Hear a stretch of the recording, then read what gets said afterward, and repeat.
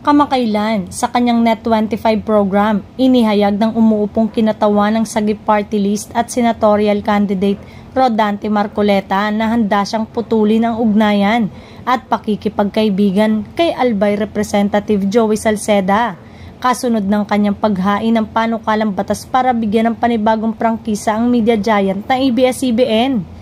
Sa kasalukuyan ay dinidinig na ng Kamara de Representantes ang naturang House Bill na binalangkas ni Salceda.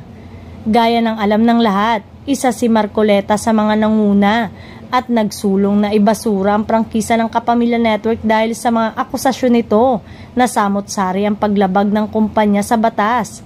Kahit umano, maraming ahensya ng gobyerno ang nagpatunay na walang paglabag sa batas ang ABS-CBN. Mula sa isang reliable source, malaki raw ang posibilidad na maibalik na muli ang prangkisa ng ABS-CBN ngayong taong ito. Hindi naman daw tumigil ang pakikipag-ugnayan para nga muling mabigyan ng franchise ang network.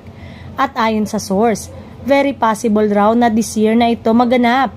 Malaking factor rin daw ang magiging national election next year sa di umano'y posibleng pagbabalik ng prangkisa.